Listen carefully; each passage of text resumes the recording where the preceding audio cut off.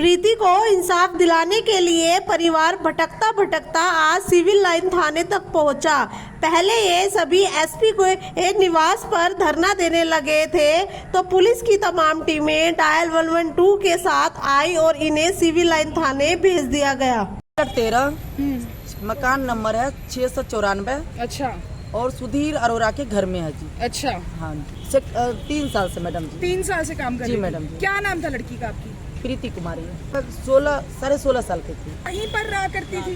जी रात दिन वहीं रहती थी। उसकी माँ कहाँ रहती थी? माँ उसकी जी अलग रहती थी मदनपुर में। अच्छा, काम करती थी इसलिए यहीं रहती थी। हाँ जी हाँ जी। क्या उसको क्या सैलरी क्या मिलती थी? सैलरी मैडम जी 4000 रुपये। 4000 रुपये महीना जी। और वहीं पे रहना खाना पे रहना खाना। उनके घर में और कौन कौन था? क्या सिर्फ सुधीर अरोड़ा रहते थे या और कोई भी रहता था? उनके एक बेटा है, 2 बेटा है। एक बेटा नु बाहर चले गया। एक बेटा थी 18-19 साल को बेटा है।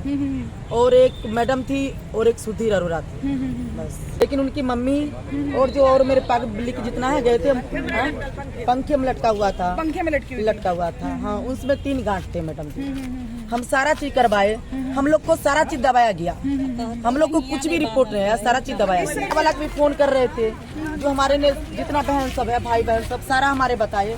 हमने 12 बजे रात को मुझे पता लगा तब मैं मैडम जी गए वहाँ पे। और यहाँ पर हमने ये जो एबॉर्शन की बात आप कह रहे हो, क्या ये मेडिकल रिपोर्ट में आया कि उसका एबॉर्शन करवाया गया? नहीं उनके जब वहाँ अपने पार्क में गए सारा चीज बात लेके तब मुझे पता लगा। और लड़का के पापा भी यहाँ पर बोला गया है सचो साहब के सामने में पंचायत जब हो रहा था, जब सबको मन की बात निकाला जा रहा था।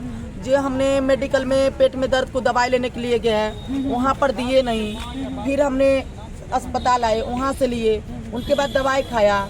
फिर दर्द शुरू हुआ, पेट में दर्द नहीं बर्दाश्त हुआ। फिर हमने इमरजेंसी में डॉक्टर के पास लेके गए तब हम सब ये बात को पता किया, तब पता चला जी। अच्छा।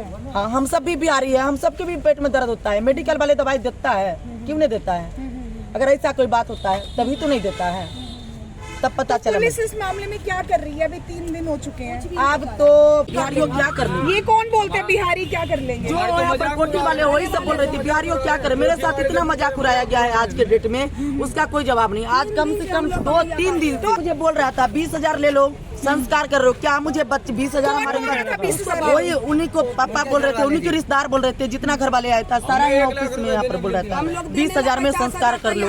हम सब बोले हम सब अगर बिहारी 2-2 रुपए इकट्ठा करेंगे तो 4 लाख रुपया हो जाएगा। मैं क्यों 20,000 के देखूं? फिर हम सब जब यहाँ से कदम उठाए SHO साहब से भी अपना FI दर्ज को लेके, उनके बाद बोलता है बहन जी मैं मदद करूं। हम बोला क्यों मदद करूं? हम सबको पैसे नहीं है, बर्तन धोते हम सबको पैसे नहीं है। मेहनत करते हो पूरा दिन। पैसा है हम सबको 10-20 हजार रुपया 50,000 रुपया हमको संस्कार करने के लिए पैसे है। लेकिन मेरा बेटिया मरा, उसको कोई इंसाफ नहीं मिल रहा है, सारा मजाक उड़ा रहा था।